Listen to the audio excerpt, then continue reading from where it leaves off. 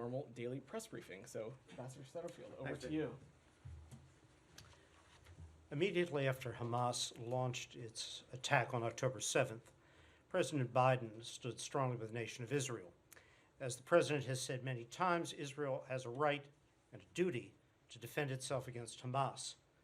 Hamas committed a massacre. They used rape, sexual violence to terrorize Israeli women.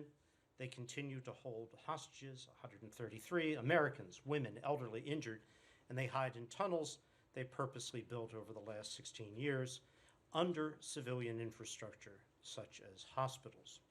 We remain committed to supporting Israel in its fight against Hamas because we cannot expect Israel to accept a situation we would not, no one would, in which their citizens continue to live under active threat.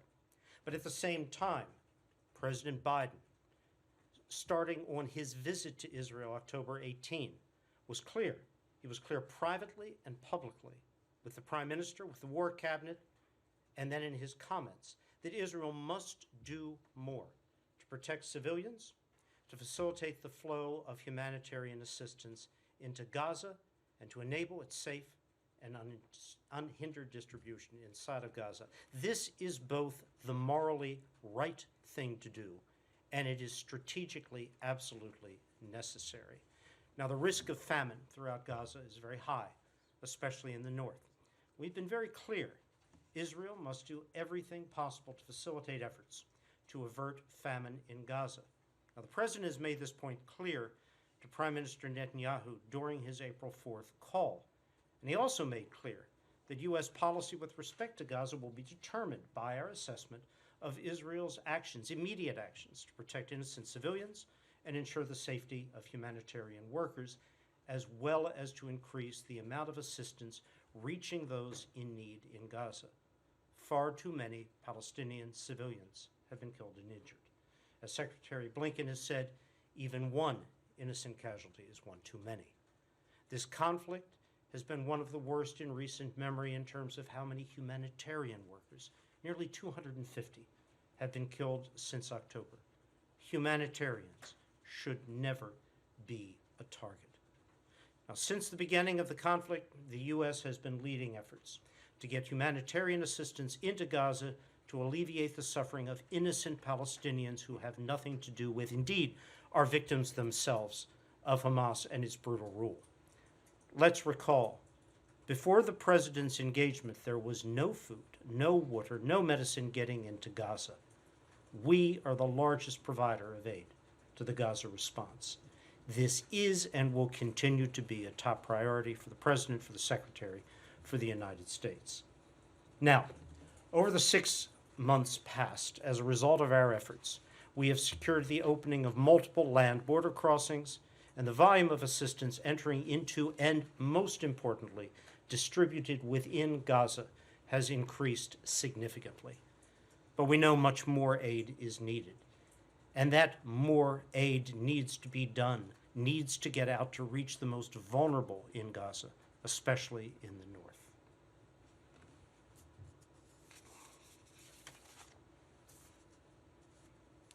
As their military operations continue,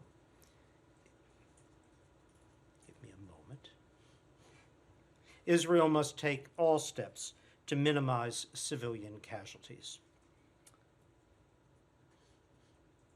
Protecting civilians is not just a moral obligation. It is that. But it's a strategic imperative. We're coordinating closely with Jordan, Egypt, the United Nations, and various international partners to ensure that these measures translate into real, sustained, long-term relief for the people of Gaza. It is crucial that Israel sees these commitments through, not just today, but every day. Now, to truly address the urgent needs of the civilian population in Gaza and to enable humanitarian partners to safely distribute life-saving aid throughout Gaza at the scale needed, it's essential to see a ceasefire as part of a hostage deal in Gaza. The path ahead there is straightforward. There could be a 6-week ceasefire today if Hamas would agree to the terms of a deal on the table. It would help bring immediate relief to the people of Gaza. it would also create the conditions needed to enable the urgent humanitarian work that must be done. Hamas, and Hamas alone, is responsible for the failure to return hostages and implement a ceasefire. Now, we're going to continue to work, as we have, to pursue peace, to ensure assistance reaches the most vulnerable, and to ensure that humanitarians delivering assistance are protected from harm. Israelis and Palestinians, like all people, deserve to live in peace. They deserve to experience the quiet miracle of a normal life, which this and previous U.S. administrations have spoken of as our goal. We'll do all we can to be part of the work to make that possible. But I know for all of you, the question exists. We have commitments, the President has spoken, the Prime Minister has offered assurances, but where are we? What is in fact being done on the ground? As I noted, the volume of assistance has increased dramatically over the course of the last several months. Over 200 trucks of assistance per day average, and the numbers on individual days have topped 400, have entered into Gaza. Now, those numbers are important, but even more important than the number of trucks dropping their loads inside Rafa or Kerem Shalom into Gaza is the ability of the humanitarian community, primarily the UN, to distribute assistance within Gaza, to pick it up, take it from warehouses, take it from storage yards, and get it to people in need throughout South, Central, and Northern Gaza.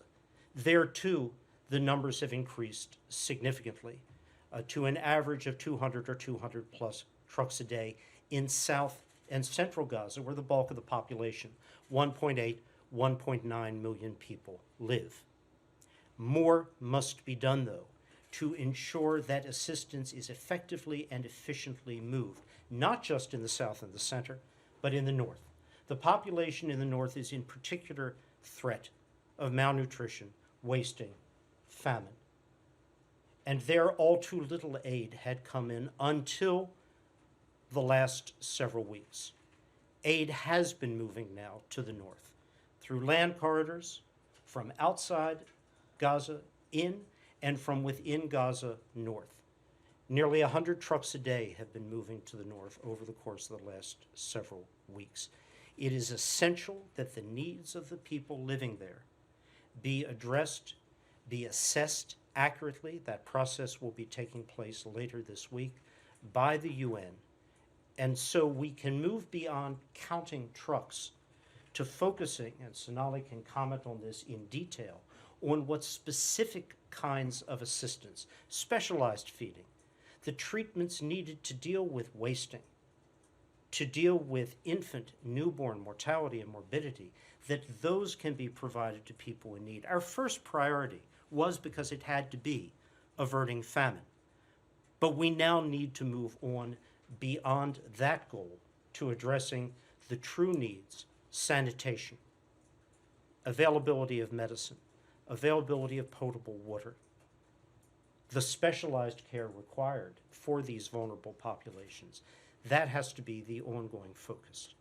Now, Israel has taken significant steps in these last 2.5 weeks. Erez and an additional northern crossing are in the process of being made accessible for the delivery of humanitarian assistance. That was at our request.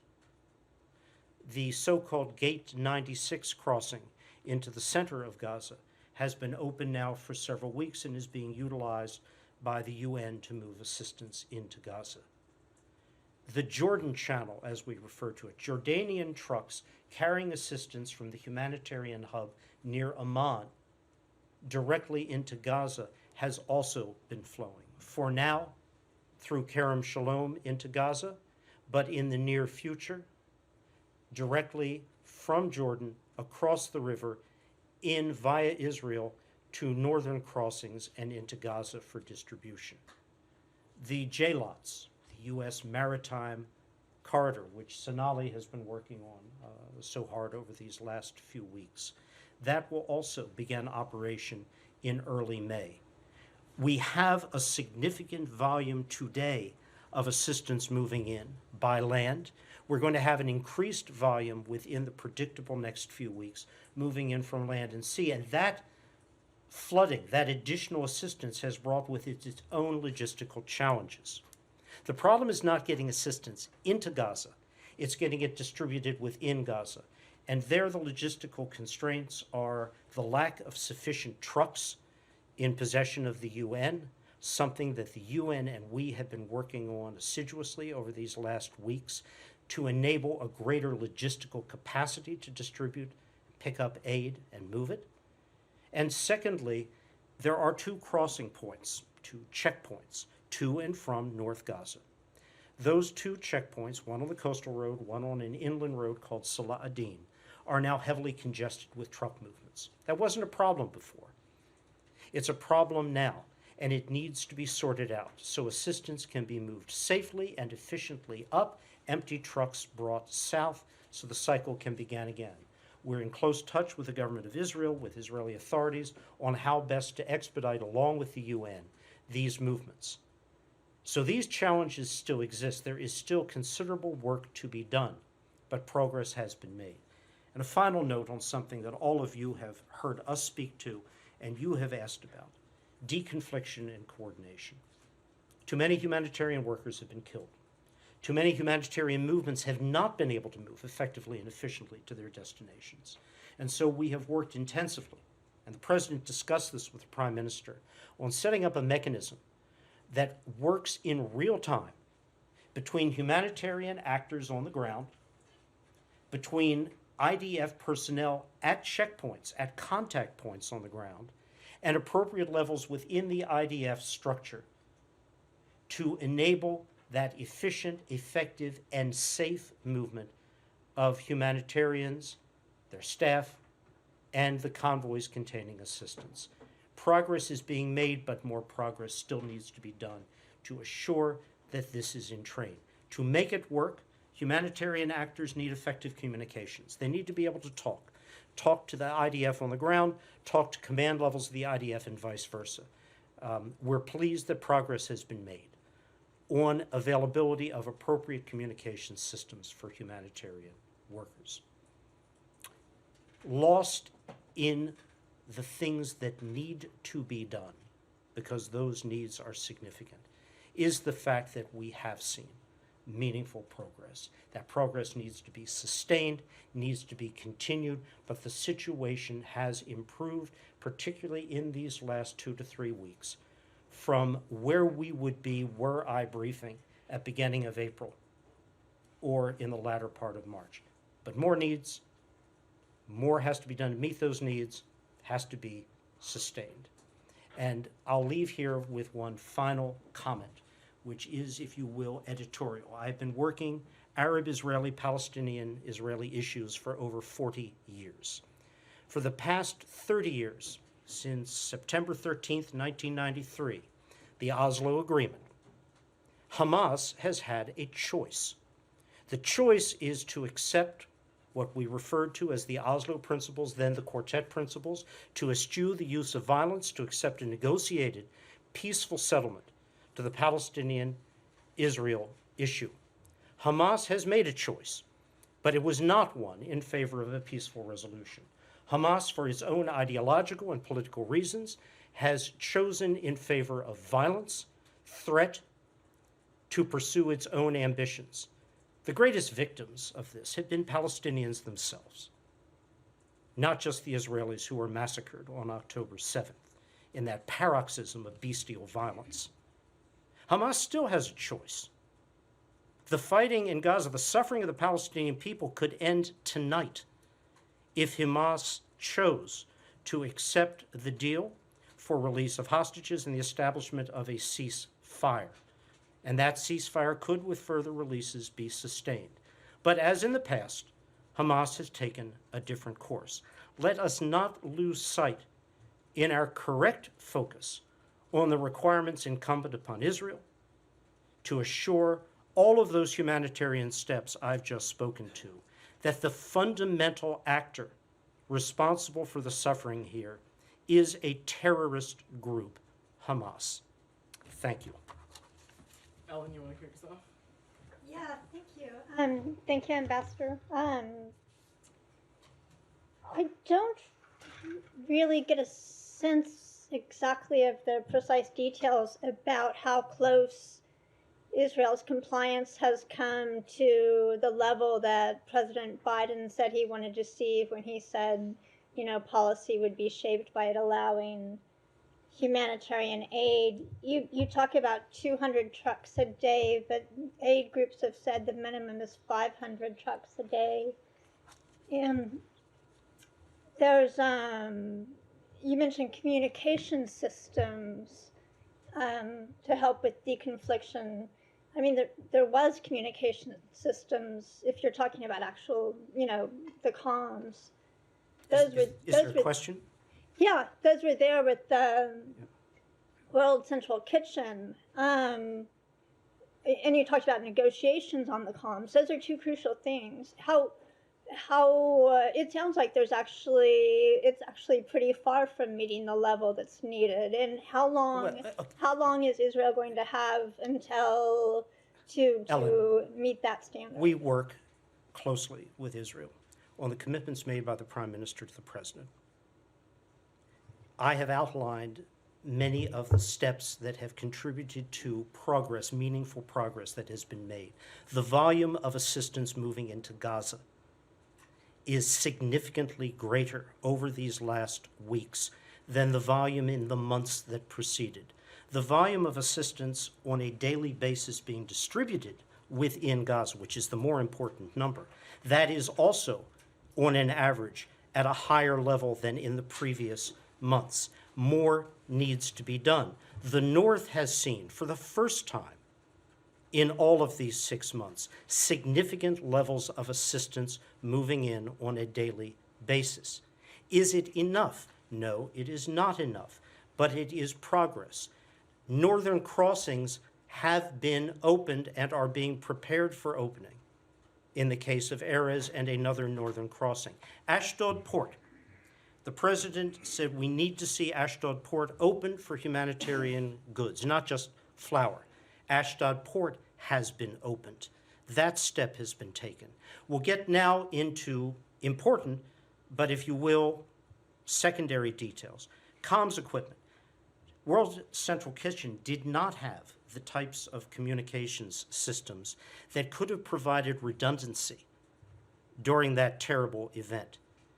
It is essential those redundant systems with different technical operating parameters be provided. That is what Israel has now approved. So there is a change that's been made there. Water. President said water has got to be turned back on. There are 3 Mekorot national carrier pipelines into Gaza. The southernmost one has been operating. The second one has been intermittently operating. It has been under active repair because the network from delivery into Gaza through Gaza has been disrupted. The repairs are ongoing. The northern pipeline, which was turned off since October 7th, has been repaired and is functioning now. All of this reflects progress. Northern crossings, Ashdod Port open, the Jordan Channel. It is essential for us that Jordan be able to deliver trucks on a daily basis directly into Gaza. Right now, they are doing so through Kerem Shalom as an interim measure. When the northern crossings are repaired and functional, which we expect will be in the next very few weeks, possibly shorter in the case of Erez, Jordanian trucks will be able to enter there, but they're already moving. And the J-Lots is in final stages of preparation. All of this represents progress. Is there more to do? Yes. But this is a very different picture I am presenting to you than the one we would have had just 3 weeks ago on the eve of the president's call to Netanyahu. Hello, Mr. Ambassador. Thank you for being here. Just to put a fine point on my colleagues' questions, 3 weeks later, can you say you're satisfied with the steps that Israel has taken so far? Has the deconfliction mechanism that you talked about, you said there's progress, is that in place now and is working? And the final thing is about the pier. We're being told US will rely on Israel for security. Can you elaborate on that? Is it going to be security of U.S. troops provided by Israel? Who will distribute the aid inside Gaza? Thank you. I'll take your last part and turn to Sonali for that, but I am not going to give you, now spare the rest of your colleagues, I'm not going to give you a grade. Did they get an A+, an A, or a B? We are in the constant process of monitoring, assessing, facilitating, supporting progress towards the goals the president set. This is not a gotcha test. At 2 p.m. on the 7th of May, will Israel pass or not? This is a set of requirements to help the people of Gaza and the humanitarian workers whose role is vital in facilitating assistance. Progress is being made, but I am not going to stand here and give you a grade on that. More needs to be done. Sonali, you want to talk about JLOTs? Sure. So just on your question on JLOTs, we're working from USAID, working very closely with CENTCOM to put together the JLOTs and the peer. We're working very closely with the UN to handle the distribution mechanism into Gaza. I'll also say that we are taking a lot of care to respect the UN's neutrality and independence in terms of distribution. Just on your question on security, I think that's best placed to DOD, but suffice it to say that IDF is providing some security and force protection measures to U.S. assets that will be offshore. And I'll have you ask my DOD colleagues further questions on that. Over. Thanks, Julian, Sonali. go ahead. Mr. Ambassador, can you talk a little bit more broadly about how you see, since October 7th in particular, the Israeli government's conduct of humanitarian affairs versus Hamas's conduct of humanitarian affairs, broadly speaking? Excuse me? Hamas's conduct of humanitarian affairs? What do you mean? Well, yeah, for an example, yesterday the State Department released the annual human rights report and featured Israel alongside I'm Hamas not in going the to first comment page. on the human rights report or any aspect. Right, so I'm asking you about the humanitarian conduct of those governments, Hamas because they were has presented Yeah, side I'll by comment side. on Hamas. Hamas has spent 17 years in expending every resource provided for the people of Gaza for its own purposes, in constructing a network of military facilities, tunnels embedded in, under, around humanitarian facilities as a deliberate act of preservation and advancement of their interest. Hamas has sacrificed those thousands of innocent Gazans who have been lost after their brutal massacre on October 7th. Again, inconvenient truth, I'm going to keep reminding of that. Something happened on the 7th of October which precipitated all of this. Hamas's humanitarian policy is the opposite of humanitarian. It is to use innocent civilians as shields, as presumed protection for their own facilities, for their own terrorist military forces, and for the plotting and planning, which first and foremost victimizes Palestinians and their future. And how there can be any other consideration of Hamas other than as a terrorist group who has proclaimed, I'll remind, they'll do it again and again and again if given the opportunity. That's Hamas. That's why they're an FTO. Now, with respect to Israel, we require from Israel, because it is the right and moral thing to do, a very different standard of conduct. And as I noted in my remarks, the president made clear on his visit to Israel shortly after October 7th, it's not just strategically important for you to do this, it's the morally right thing to do. It is the reflection of what Israel is, a democracy with values. Does more need to be done? Yes. Could more have been done sooner? Yes, of course. But the point is, over time, progress has been made. With all of the distance that remains to fully meet the humanitarian needs of the people of Gaza, those needs are considerable, progress has been made. Are you concerned? May I follow up with that real quickly? We're gonna try and get through as many questions. ABC News. Can you first of all clarify that you have not put a timeline on Israel to take certain steps forward when you talked about potable water, more UN trucks? It sounds like it's more of just a constant discussion that you're having with Israel. Also, has Israel provided assurances that JLOTs will not be in lieu of these land corridors, that they will both remain open? I'll start with your last one first. We have made clear, and Israel has affirmed to us, that the JLOTs, the maritime corridor, Yes. whoever operates it, military or ultimately anyone else, is an adjunct to, it's additive to, supplemental to land corridors. There is no question that the most efficient and effective way to deliver assistance is via as many land corridors as possible, which is why the increase in the operations at Kerem Shalom, the opening of the Gate 96 corridor into the center of Gaza, the preparation for opening of the two new northern crossings, Ashdod port, which is a perfectly functional port with immediate access directly into Gaza.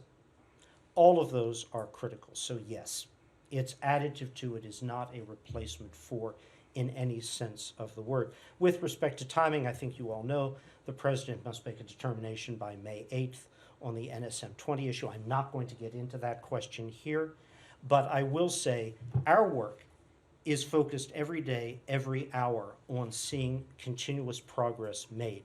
We are not doing this because there's a deadline on May 8th or any other date certain. We're doing it because every day there are people in need. Every day those needs need to be met. Said, go ahead. Thank you. Good to see you again, Mr. Hi, sir. Ambassador.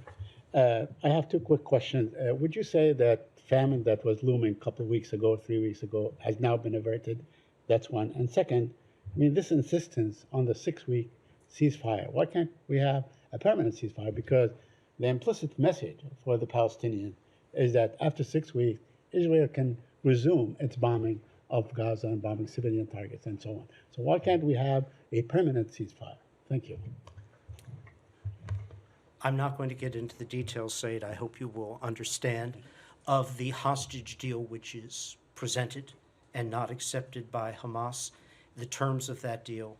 This administration has always insisted that a ceasefire is conditioned upon part and parcel of not just a hostage release, but hostage releases. Hamas has it in its hands, not just to effect a first phase release, but further releases which would extend the ceasefire beyond that point. Beyond that, I'm not going to comment. On famine, I'll turn to Sonali. Thank you. Hi, thanks for that question. So we don't know. Assessments on famine are based on a very rigorous methodology that is undertaken by the IPC, the Integrated Phase Classification, which is the expert body that both collects and reviews data. So we will wait for their determination.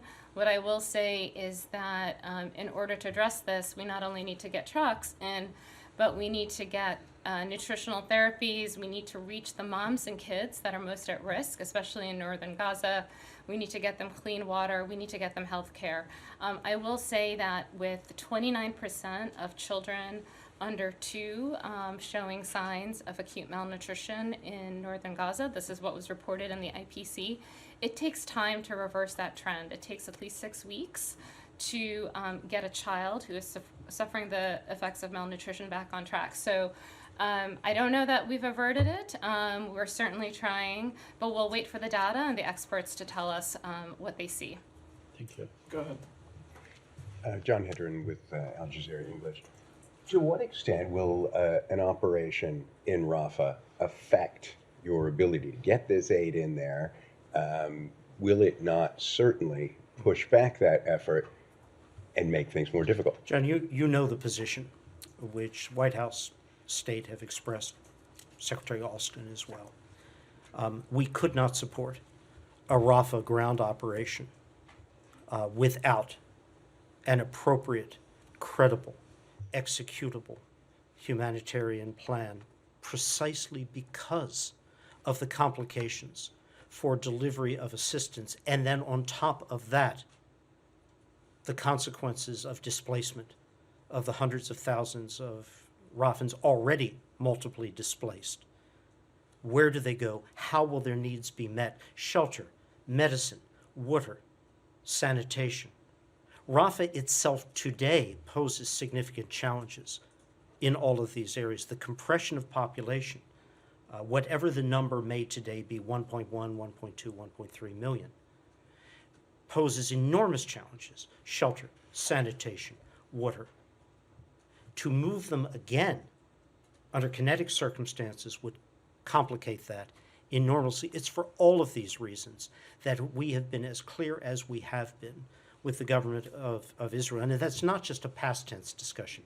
It is a current sense. We continue discussions with Israel on what we believe are alternate ways of addressing the challenge which we recognize, which is Hamas military present in Rafa. We get it. We understand it. But we think there are other ways to deal with this. And if there is not a credible, executable humanitarian plan, then we cannot support a ground operation. But fair to say that Israel views that differently up till now. That's our position. Go ahead, Elizabeth, and then these guys gotta wrap. I want to follow up on the pier. How will the U.S. ensure the safety of aid workers who are concerned over the Israeli military's presence in the area and role securing it, given the past failures in deconfliction? And also, will Israel's so-called dual-use restrictions be applied to goods entering the pier? Sure. So what I can say is that there are conversations happening every single day between our humanitarian assistance team, the DART in Jerusalem, CENTCOM on the ground, and our UN partners on the ground. The safety and security of our humanitarian partners is the most important thing. It's absolutely vital, and they need to feel safe and secure. I'm not going to get into specific security measures on what's being discussed for obvious reasons, but just to say that those are happening, and we're very cognizant, again, as I said earlier, that the UN needs to maintain its principles of neutrality and independence and access throughout Gaza. So we are trying to abide by those principles and make sure that everyone involved has the safety and security that they need. And the dual-use goods? I'll defer to Ambassador Satterfield on dual use. Oh, I can take dual use. So again, so the goods will be inspected in Cyprus by Israelis, but also by a team which will include the UN, our colleagues in Cyprus. The dual use concerns are being discussed. There should be a consistency on what goes in. So we're not trying to create like an exception for Cyprus, just to say that we continue to have conversations with our Israeli colleagues to streamline the process for inspecting and approving goods that are sensitive or on the dual use list. Michelle, go ahead. I have two questions. First, did the U.S. ask Qatar to expel Hamas leaders from there? Second, are you preparing for humanitarian emergencies in case a full-scale war breaks between Hezbollah and Israel? Easiest ones yet. First answer is no. The second is, in the great tradition of those standing at this podium, I don't comment on hypotheticals. Laura, you had your hand up in the back. Yes, you, Laura Rosen. Did you not have your hand up? No. Oh, okay. All right. Go ahead, Doc. Okay, yeah. I want to know about Egypt's role and about giving relief for the Gazans to be able to go into Egypt. Is Egypt open to taking a lot of the people to Gaza to go out through that into a safe area so that Israel can deal with the Hamas battalions? I'll comment first, and this is long-standing commentary. We believe the future of the Palestinian people of Gaza lies in Gaza, not anywhere else. Egypt has made very clear, preceding October 7th, that they also believe the future for Palestinians lies in Gaza, not in Egypt. We understand that point. We respect it. So does the government of Israel. Go ahead. Yeah. Are you in touch with the organizations, Palestinian organizations like the Red Crescent, as far as with these updated comms? And because we've seen, medics, for example, attacked as well by the Israelis. So there's a humanitarian hub at El Arish in which UN agencies are represented, And of course, the Egyptian Red Crescent runs that hub in close coordination for delivery of bilateral assistance, non-UN assistance, through the PRCS. And so with respect to our focus on comms, that has been directed primarily at the UN family of agencies, rather than at Palestine Red Crescent Society. But Sonali, any further comment on that? You've got it. Yep. And one more question. We haven't seen too many briefings with you. Should we expect more opportunities to ask you some questions? You haven't seen them because I have been all but about 25 days of the last 6.5 months in the region working the actual issues. Yeah. So I can't promise for the future, Okay, but thank you. Final question. Go ahead. Regarding the maritime corridor from the Republic of Cyprus, do you have any updates about any possible logistic challenges or how we move forward with that plan? I'm sorry, I think I lost that second word about any logistics. The maritime corridor from Cyprus, from the Republic of Cyprus to Gaza to provide humanitarian aid?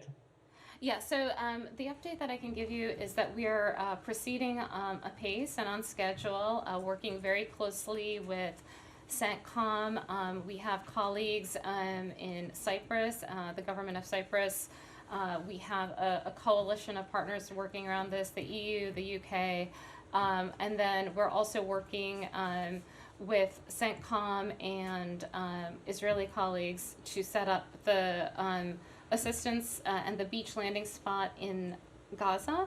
And critically, we're working with UN partners to handle the distribution of assistance going into Gaza.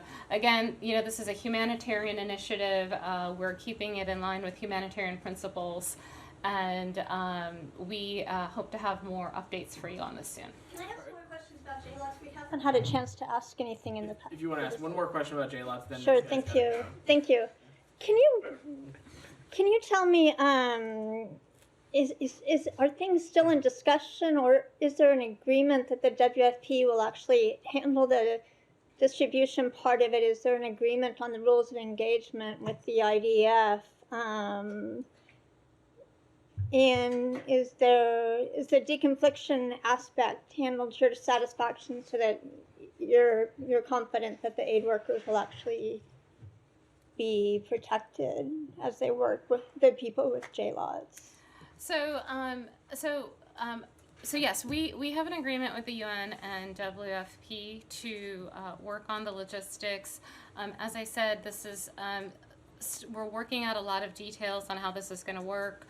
The partners are working on the security aspects of it, as you mentioned. Again, I don't want to comment on that here, just for very obvious reasons, to protect their security. So all of these issues are being worked through. Again, I'll reemphasize that the key principle for the UN's engagement here is to protect their independence and neutrality and ability to access vulnerable populations throughout Gaza. We're working to make sure that they feel comfortable in upholding those principles. I think the conversations are going ahead really well. Just again, on specific issues around deconfliction and protection, I will ask that you defer those conversations to our DoD colleagues. Deconfliction is an issue for all humanitarian workers working in Gaza. It's not just a JLOTS issue. As Ambassador Satterfield said, some steps have been made to improve the system, which obviously had some failures given the World Central Kitchen attack, but also we have lost over 200 humanitarian workers through the course of this war. We need to see those steps be implemented in the humanitarian community, and IDF continue to talk and engage and iterate and improve the system so that everyone feels safe and secure in this very difficult operating environment. Okay, thank you. Thanks, everybody. Thank you. Thanks so much. Thanks. Ambassador Satterfield, Administrator Corey, thank you so Thank much you for so joining much. us today. We can do Zoom press conferences for other regions. This is very helpful. All right. Okay. Give me 2 seconds, guys.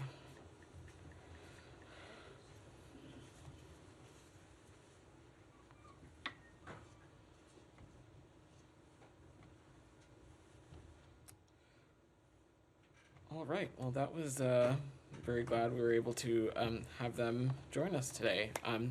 Ellen, you want to kick us back off? What to ask? We could also stop if that really if that quenched your thirst. No, I'm if I happy to could, go. Go ahead. I guess, obviously there's been lots of anticipation about the Leahy law decisions that are expected. There's been reporting that there were recommendations for some IDF units to be identified as in violation of the Leahy amendments, but that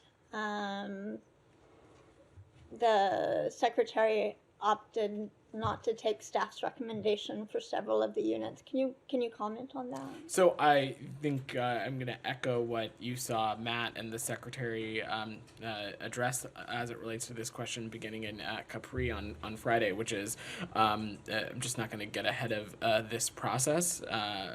What I will say is that we take the Leahy law incredibly seriously. It is also the standards of it we apply consistently across the board with all countries in which we have security relationships with. That should be no surprise to anybody, but I am not going to get ahead of the process, and I am sure we'll have more to say in the time forthcoming. Humaira? Yesterday, I think Matt said on UNRWA, you guys haven't had a chance to review it. You were still reviewing it. Do you have like an assessment on the Colonna report's findings? So, as it relates to the report that former French Foreign Minister Colonna took the lead on, we first take a step back. We welcome and strongly support the recommendations of the independent review of UNRWA mechanisms and procedures related to neutrality. This was released yesterday. We continue to look closely at the report and are assessing how we can continue to work with partners in the region, host authorities, and the government of Israel to implement some of these recommendations. We, of course, continue to support UNRWA's important work. It must continue, but at the same time, we continue to advocate for reforms, and we welcome what the former French foreign minister laid out. So, given the language, the language in the supplemental that's about to pass and how it prohibits the resumption of U.S. funding, is it fair to say until at least like 2025 there is no chance that U.S. would be able to resume funding for UNRWA? You've heard me say this before. As we assume this supplemental passes, when it passes the Senate, we will be an administration that complies with the law, and the law is very clearly laid out in the national security supplemental as it relates to what kind of relationship the United States can have with UNRWA. We're continuing to engage with partners in the region, with UN agencies and other humanitarian organizations about the important work when it comes to humanitarian aid. It's also really important to note that there is a significant amount of monies for humanitarian aid in the supplemental, including humanitarian aid into Gaza, and so we'll continue to pursue those lines of effort. And the report also found that Israel was yet to present any evidence for the accusation that hundreds of UNRWA staff were members of terrorist groups. Is the U.S. going to be encouraging Israel to provide that evidence? Are you going to do anything towards that end? So our understanding is that the United Nations is continuing to pursue an investigation as it relates to that relates to the individuals alleged to have participated in the October 7th terrorist attacks, and so I will not going to get ahead of that process. Okay, and the final thing is you must have seen the reports about mass graves containing hundreds of bodies around Al-Shifa. UN chief said he was horrified by these reports. I'm wondering if U.S. has a comment on this and whether you guys have raised this with the Israeli government. We have seen those reports, and the reports are incredibly troubling, and we're inquiring on this with the government of Israel. Specifically on that. Correct. I don't have any specific information to offer, insight into what this is or isn't. I don't have a sense of that from up here, but we are inquiring about this with the government of Do you know Israel. who you reached out to who? Is it I'm not going to speak to the specifics, but it should be no surprise to you that we engage with the government of Israel at all levels, often many times, multiple times a day, at all hours. And So Ambassador Satterfield seemed pretty pleased with how Israel's progressing. Has the U.S. shared with Israel what would happen if Israel takes its foot off the pedal with regards to humanitarian aid? And then also a question on Ukraine. UK has already beaten us to the punch, biggest military package ever. Can you characterize if the U.S. package to Ukraine is going to look to be, is it shaping up to be the biggest ever? Let me take that in two parts. First, I'm not sure pleased is the appropriate adjective that I would use. I think Ambassador Satterfield was pretty clear that there's been some clear metrics for progress that have been made over the past number of weeks. Those are welcome steps, and they are things that we are very happy to see. However, he was also explicitly clear that there continue to be areas, specifically distribution of aid within Gaza, some of the telecommunication measures that he mentioned, sanitation in other areas, deconfliction. Those are our areas that we want to and need to continue to see sustained progress, including the sustained progress on the steps that have been made in the right direction. And as it relates to a deadline or anything like that, But is there a consequence? The secretary and the president were incredibly clear that these are kinds of steps that we absolutely need to see, or it will have a determining factor as it relates to the kinds of policy we pursue as it relates to Gaza. There has not been a change in that assessment. We expect that these kinds of efforts to be continued and sustained. The situation is still dire. Both things can be true, which is something that we've kind of been pretty clear about for quite some time now. We can see steps being taken that we think are beneficial to the overall humanitarian aid ecosystem. Stuff like the Ashdod port opening, some of these northern crossings being opened. These are all good, welcome, positive steps in the right direction. Simultaneously, there continues to be a lot of work that needs to be done. On Ukraine, look, first let me just say, as it relates to our partners in the United Kingdom, we welcome any country taking additional steps to support our Ukrainian partners and bolster the transatlantic alliance. My understanding is that this was an announcement not just about support for Ukraine, but also the United Kingdom committing to contribute 2.5% of their GDP towards the defense space by 2030. Again, a step that we think is in line with NATO commitments, but also, again, something that bolsters the transatlantic alliance. So very, very glad and happy to see that news. When it comes to the United States, we have not been shy about the fact that one of the key reasons we need this national security supplemental passed is because we need to continue to support our Ukrainian partners. We are going to wait for, I'm sure, final passage before previewing or talking about any additional next steps when it comes to how we might be supporting our Ukrainian partners. Go ahead, Saeed. Thank you. Going back to Humaira's question, just to follow up on that. Now, it seems that more than 300 bodies have been found. The United Nations is asking or calling for an independent investigation. Would you support such an independent investigation? Right now, Saeed, we are asking for more information. Right. That is squarely where we're leaving the conversation. Right. I don't have any details to match, confirm, or offer as it relates to that. We're aware of those reports, and we have asked the government of Israel for additional clarity and information, and that's where I'm at. I understand. If Secretary General Guterres asks for your support, in this effort? Would the United States support him? in You the are pursuit of- you're asking about a Okay. hypothetical, Saeed, which again I'm not gonna get ahead of until we have greater fidelity on information as to what this is, and we're hoping to get that from the government of Israel as soon as possible. All right. Now, Israel is said to be expanding the so-called safe zone in Gaza as it prepares to invade Rafa. I wonder if you've seen the report, and if you have any comment on that. I've not seen that report, Saeed. But look, any kind of action that it would be inconsistent with what we'd consider the forced relocation or the forced movement or eviction of Palestinians from their homes in Gaza is something that is inconsistent with the principles that Secretary Blinken laid out in Tokyo last December. And a key tenet of that continues to be that there can be no forced relocation.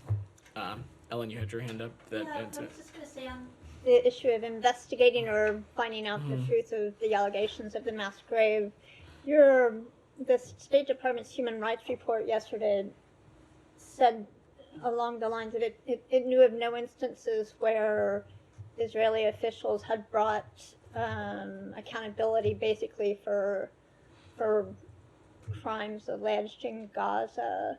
In those circumstances, I mean, with that kind of determination by the State Department itself, is waiting for Israel to investigate it the appropriate course of action? So that's not first, I think we should clarify what the Human Rights Report is and isn't. It isn't a determination or an assessment by the State Department. What it is a compilation of submitted violations of human rights all around the world that are done in close coordination with our embassies and consulates and all the places that we have them, with civil society organizations, with media organizations. That's how that report is compiled. I will also note that it is not an exhaustive or a list of every single human rights violation in the world.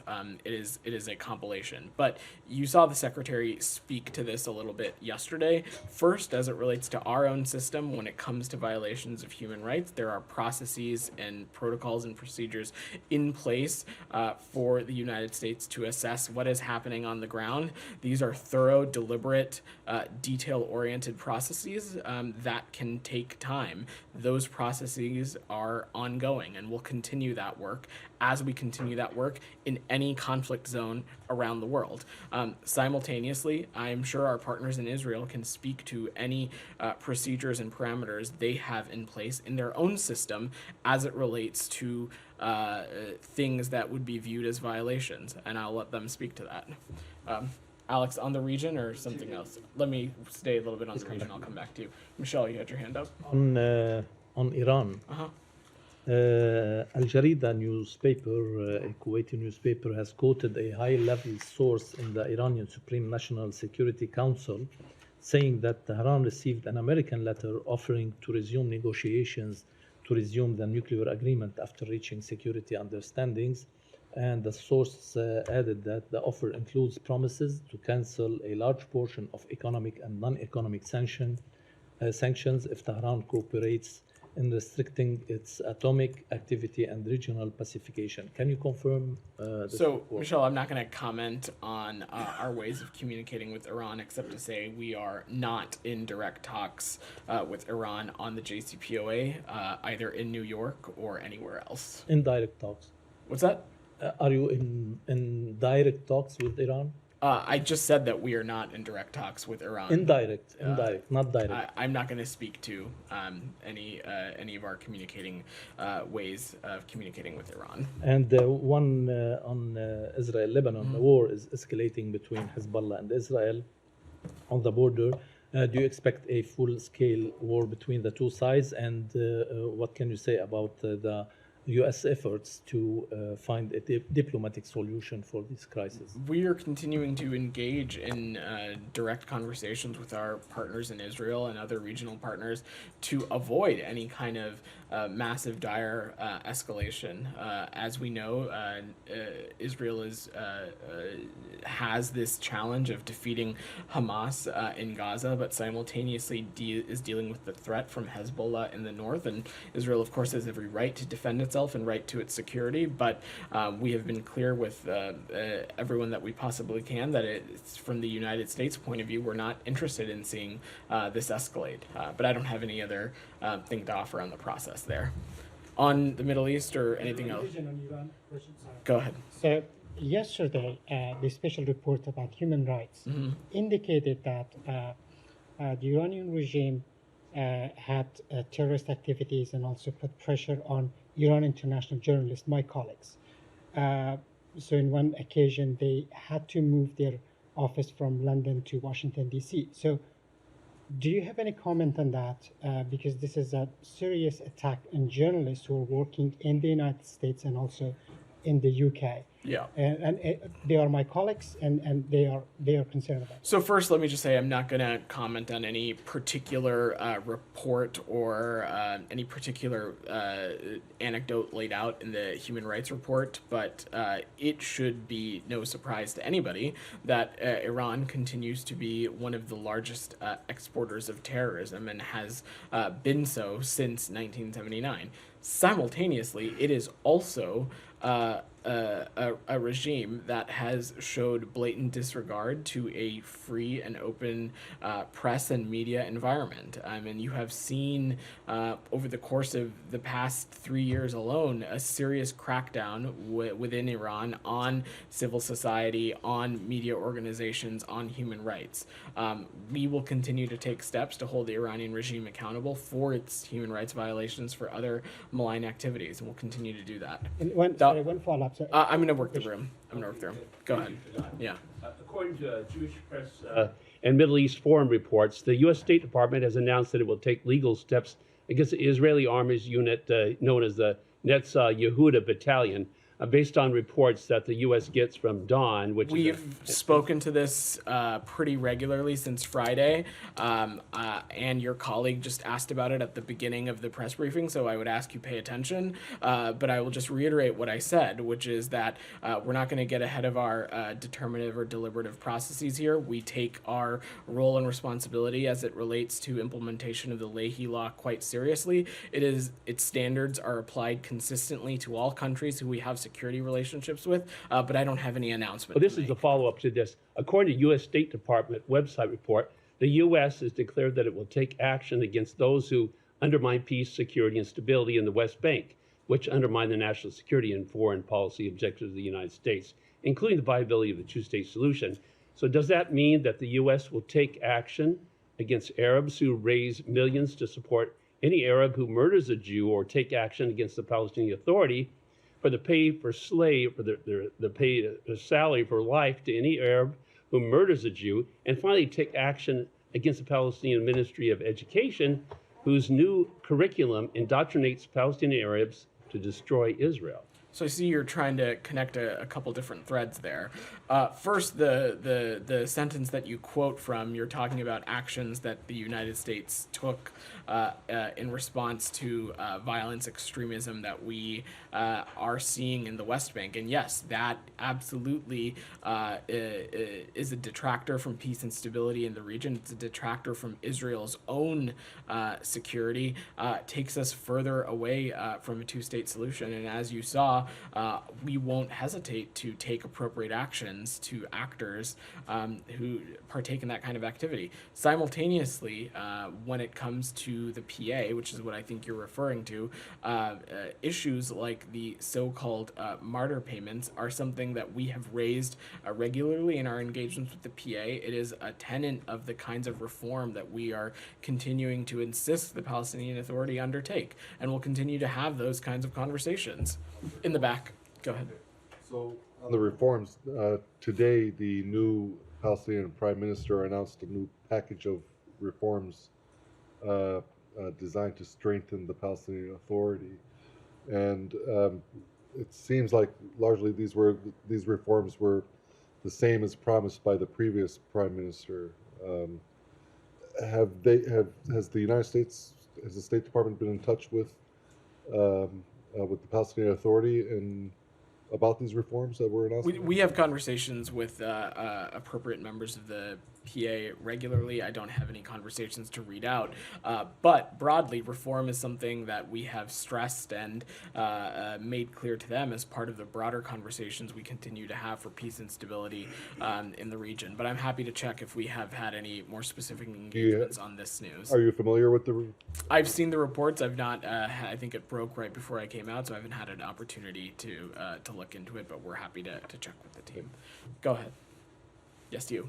Thank you so very much. Regarding the recent sanctions by United States on Pakistan. I'm going to see if there's anything else on the Middle East before we come to any other topics. So regarding the recent diplomatic push by the United States towards Saudi Arabia and Israel about normalization ties. So do you think so with the ongoing circumstances, what is the line of action you have as Netanyahu is not even bothering United States regarding the aid measures, regarding the ceasefire, regarding the hostages deals, and meanwhile you have many Israeli politicians you hosted here just for another attempt, in a possible house change in the Israeli Knesset. So what is the line of action you have? We've been pretty clear that we think further integration of Israel into the Middle East region is in better. It's in better interest of Israel's security. It's in better interest for the United States, and it is a further way for us to push back against Iran's malign and destabilizing behavior. Of course, there is important work that still needs to be done as it relates to that integration, including, of course, ensuring that we can get to a place for a negotiated two-state solution, and those conversations continue to be ongoing. Anything else on the Middle East before I close out? I'll come to you after. Go ahead. Yesterday, Secretary Blinken released the human rights reports, and he said in his speech that, in quotes, we repeatedly have pressed concerns about Palestinian civilians' access to humanitarian assistance, displacements of the majority of the population in Gaza, and unprecedented number of journalists killed, in quote. So actually, one of the journalists killed in Gaza was one of our colleagues working for the agency of Turkey. His name is Mustafa Al-Karuf. And I want to ask a journalist, what would be your message to Israeli government, Israeli military to protect the journalists working in Gaza? Our message to the government of Israel is the same message it is to any government on the face of this planet, which is that journalists need to be protected.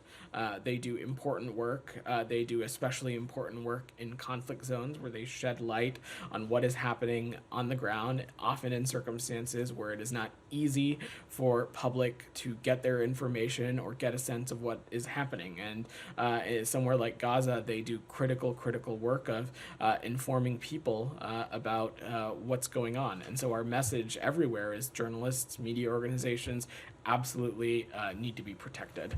You had your hand up in the back. Go ahead. I did. Thanks for that. I just wanted to circle back to what one of our colleagues asked, which was in relation to the mass graves story. My colleague referred to calls for an independent investigation, and you said that you were asking for more information from the government of Israel, and that is squarely where we're leaving the conversation. Why is there resistance to supporting an independent investigation into how 300 people ended up in a mass grave?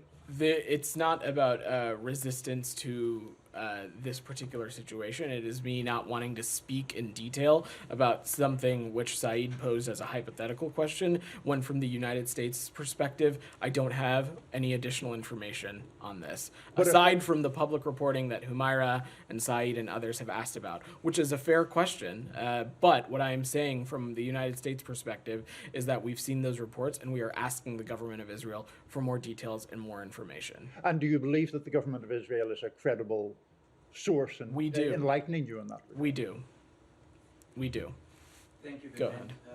Regarding the human rights report from yesterday, particularly the chapter of Colombia, Section 4, corruption in government, you made references specifically to an episode or an issue, and it's the investigations from the attorney's office in Colombia towards President Gustavo Petro's son and his brother because of irregular payments that allegedly entered his presidential campaign.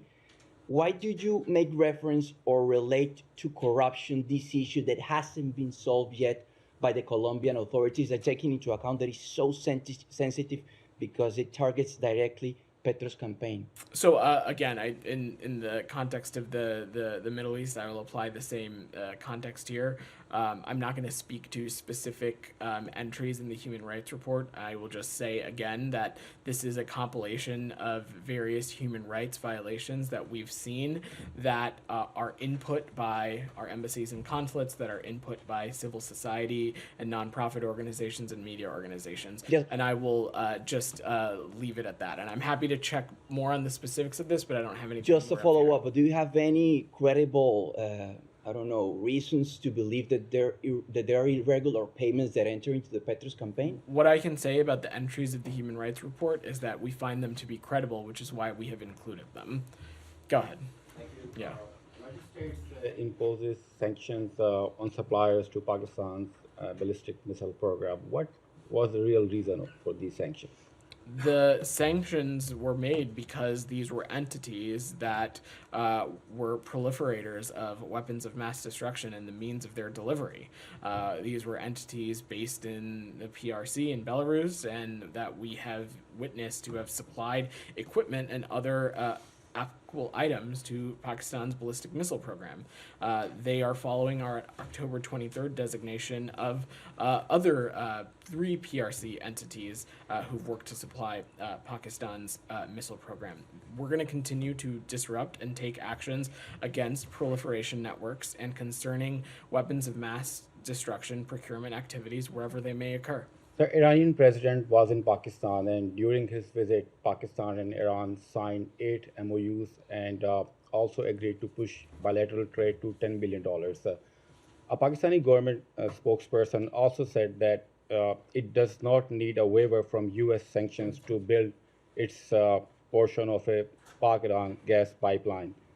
How does the United States view these agreements and statements? So first, just let me say broadly, we advise anyone considering business deals with Iran to be aware of the potential risk of sanctions. But ultimately, the government of Pakistan can speak to their own foreign policy pursuits. Alex, go ahead. I'm going to work the room a little bit. Alex, go ahead. A few quick answers from me. Let me get a reaction to today's Moscow court hearing on Evan Gershkovich. His appeal has been rejected. Do you have anything to say? We, of course, are incredibly disappointed that Evan has been in pretrial detention for over a year without any clear justification from Russian authorities. Members of the embassy team in Moscow attended Evan's appeal hearing today. Candidly, though, Alex, Russia should stop using individuals like Evan Gershkovich and Paul Whelan, who has also been detained for 5 years, as bargaining chips. Evan and Paul should be released immediately. Thank you. On Georgia, wondering if you're able to keep your eyes on the ball given the recent developments. Today is the 9th day of the protests, but we also see that ruling party has announced its own counter-protest, and they also arrested a protester from last week. They are flirting with pro-Russian CPAC group. Do you see any happy ending there? So look, Alex, as it relates to protests, we certainly support what in the United States would be an expression of the people's rights under the First Amendment to peacefully